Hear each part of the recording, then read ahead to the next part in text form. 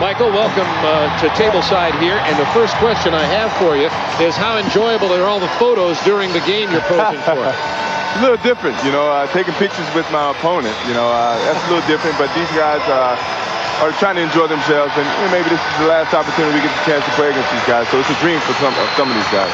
Michael, it seems like you just sort of gradually eased your way into this. You came in the first game against Cuba, took about 6 shots, and as it's gone on, I mean, the defense that you played last night was spectacular. It seems like that from night to night you just pick and choose what you want to do out there and really bring that to the table for the team. Yeah, I think we got enough scores, Doug, and I don't have to chase the points. I just try to do little things defensively. I just tried to pick up the intensity last night when I was playing the point guard position, and tonight I started making some shots, and everything's just going well. I think 36 holes a day is really relaxing me quite a bit.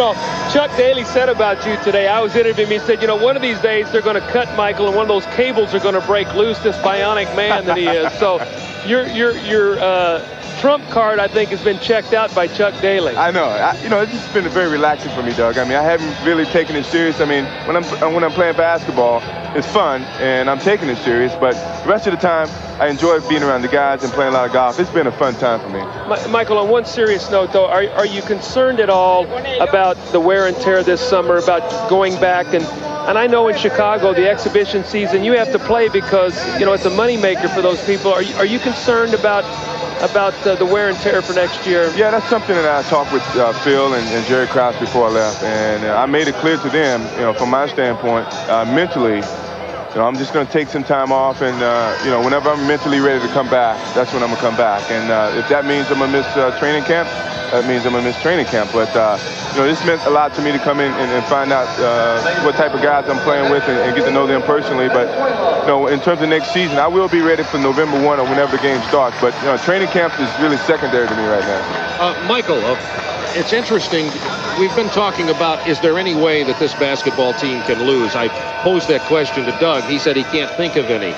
Not to dwell on the negative, but what would a team have to do in international competition to defeat this team? Is there any way? Well, if we keep dropping players like we did today, we lost 3 already. That's the only possible way I think that we cannot win it all.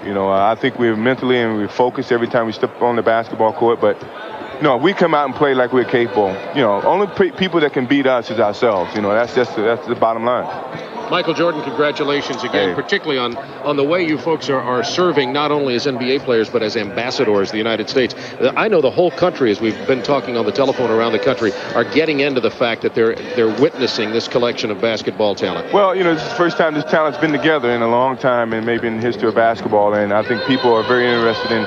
Well, it's a dream team. It may not ever happen again. Let's see how well they're going to do and see how well they can play together. And we have, we've done a good job in terms of getting the continuity and playing well together. Can I get 6 strokes aside if we play at 18? Sure, I don't mind.